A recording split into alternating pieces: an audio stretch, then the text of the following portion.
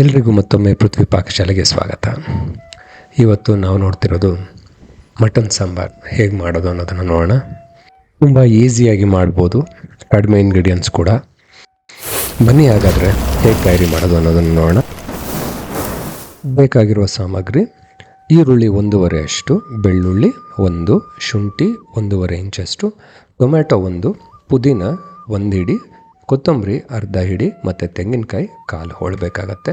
ರುಚಿಗೆ ಬೇಕಾದಷ್ಟು ಉಪ್ಪು, 4 ಸ್ಪೂನ್ ಧನಿಯಾ ಪುಡಿ 1 kgಗೆ, 1 ಸ್ಪೂನ್ ಪೆಪ್ಪರ್, ಒಗ್ಗರಣೆಗೆ ಎಣ್ಣೆ, 2 ಟೇಬಲ್ ಸ್ಪೂನ್ ಅರಿಶಿನ, 3 ಬ್ಯಾಡಗಿ ಮೆಣಸಿನ್ಕಾಯಿ ಮತ್ತು ಖಾರಕ್ಕೆ ಬೇಕಾಗುವಷ್ಟು ಗುಂಟೂರು ಮೆಣಸಿನ್ಕಾಯಿ, ದಾಲ್ಚಿನ್ನಿ 1.5 ಇಂಚಷ್ಟು, ಲವಂಗ 7ರಿಂದ 8, ಜೊತೆಗೆ ಗಸಗಸೆ ಒಂದು ಅರ್ಧ ಟೇಬಲ್ ಸ್ಪೂನಷ್ಟು ತೊಗೊಂಡಿದ್ದೀವಿ 1 kg ಮಟನ್ಗೆ. ಬನ್ನಿ ಹಾಗಾದರೆ ತಯಾರಿ ನೋಡೋಣ.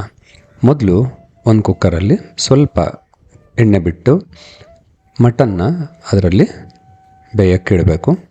ಅದು ಮಟನಲ್ಲಿ ಸ್ವಲ್ಪ ನೀರೆಲ್ಲ ಬಿಡುತ್ತೆ, ಆ ನೀರೆಲ್ಲ ಹಿಂಗಬೇಕು. ಹಾಗಾಗಿ ಸ್ವಲ್ಪ ಅರಿಶಿನ ಹಾಕಿ, ಜೊತೆಗೆ ಉಪ್ಪು ಕೂಡ ಒಂದು ಸ್ವಲ್ಪ ಹಾಕಿ ಚೆನ್ನಾಗಿ ತಿರುಗಿಸಿ ಒಂದು ಸ್ವಲ್ಪ ವಿಸಿಲ್ ಹಾಕದೆ ಹಾಗೆ ಬೇಯೋದಕ್ಕೆ ಬಿಡೋಣ. ಅದು ಬೇಯ್ತಾ ಇರಲಿ.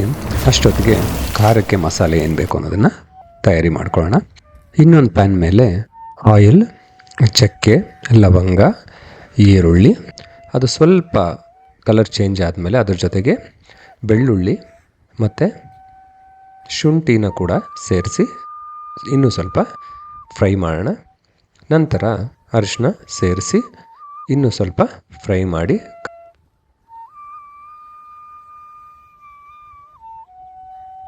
ಖಾರಕ್ಕೆ ಗುಂಟೂರು ಮೆಣಸಿನ್ಕಾಯಿ ಮತ್ತು ಬ್ಯಾಡಗಿ ಮೆಣಸಿನ್ಕಾಯಿನ ಸೇರಿಸ್ಕೊಂಡಿದ್ದೀವಿ. 1 ಟೊಮೆಟೊ ಕೂಡ ಬೆರೆಸಿ, ಒಂದು ಅರ್ಧ ಹಿಡಿಯಷ್ಟು ಕೊತ್ತಂಬರಿ, 1 ಹಿಡಿಯಷ್ಟು ಪುದೀನ ಕೂಡ ಇಲ್ಲಿ ಬೆರೆಸಿ ಫ್ರೈ ಮಾಡ್ಕೋತಾ ಇದ್ದೀವಿ. ಹಸಿ ವಾಸನೆ ಎಲ್ಲ ಹೋದ್ಮೇಲೆ ಒಂದು ಅರ್ಧ ಸ್ಪೂನಷ್ಟು ಗಸಗಸೆ ಸೇರಿಸಿ ಮತ್ತೆ ಅದನ್ನು ಫ್ರೈ ಮಾಡ್ಕೋತಾ ಇದ್ದೀವಿ. ಕೊನೆಯಲ್ಲಿ ಧನಿಯಾ ಪುಡಿ 4 ಸ್ಪೂನ್ ಸೇರಿಸಿ ಅದು ಕೂಡ ಹಸಿ ಘಮ ಹೋಗೋ ತನಕ ಫ್ರೈ ಮಾಡಿ, ತೆಂಗಿನಕಾಯಿನ ಮೊದಲು ಒಂದು ರೌಂಡ್ ಮಿಕ್ಸಿನಲ್ಲಿ ರುಬ್ಬಿಕೊಂಡು ನಂತರ ಈ ಖಾರನ ತಣ್ಣಗೆ ಮಾಡಿ ಮಿಕ್ಸಿನಲ್ಲಿ ಹಾಕಿ ರುಬ್ಕೋಬೇಕಾಗತ್ತೆ. ಈಗ ಬನ್ನಿ ರುಬ್ಕೊಂಡಿರುವಂಥ ಈ ಮಸಾಲೆನ ಬೇಯಿಟ್ಟಿರುವಂಥ ಮಟನ್ಗೆ ಆ್ಯಡ್ ಮಾಡ್ಕೊಳ್ಳೋಣ. ಈಗ ಮಟನ್ ಕೂಡ ಸ್ವಲ್ಪ ನೀರು ಬಿಟ್ಟು ಆ ನೀರೆಲ್ಲ ಹಿಂಗಿರುತ್ತೆ, ಹಸಿ ವಾಸನೆ ಹೋಗಿರುತ್ತೆ. ಇವಾಗ ಈ ರುಬ್ಕೊಂಡಿರುವಂಥ ಮಸಾಲೆನ ಈ ಮಟನ್ಗೆ ಸೇರಿಸ್ಬೇಕು. ನಂತರ ಅದೇ ಮಿಕ್ಸಿ ತೊಳೆದು ನೀರು ಇದನ್ನು ಸೇರಿಸ್ಕೋಬೇಕು. ನಂತರ ನಮಗೆ ಬೇಕಾಗಿರುವಷ್ಟು ನೀರನ್ನು ಅದನ್ನು ಮಟನ್ಗೆ ಸೇರಿಸಿ ಒಂದು ಸತಿ ಮಿಕ್ಸ್ ಮಾಡ್ಕೋಬೇಕು. ಚೆನ್ನಾಗಿ ಮಿಕ್ಸ್ ಮಾಡಿದ ನಂತರ ನಮ್ಮ ಟೇಸ್ಟಿಗೆ ತಕ್ಕಷ್ಟು ಉಪ್ಪನ್ನು ಸೇರಿಸಿ ಉಪ್ಪು ಸರಿಯಾಗಿದೆಯಾ ಅಂತ ಚೆಕ್ ಮಾಡಿಕೊಂಡು ಆಮೇಲೆ ಕುಕ್ಕರ್ ಲಿಡ್ನ ಕ್ಲೋಸ್ ಮಾಡಿ 3 ವಿಸಿಲ್ ಕೂಗಿಸ್ಕೋಬೇಕಾಗತ್ತೆ. ಎಳೆ ಮಟನ್ ಆಗಿರೋದ್ರಿಂದ 3 ವಿಸಿಲ್ಗೆ ಬೆಂದೋಯ್ತು.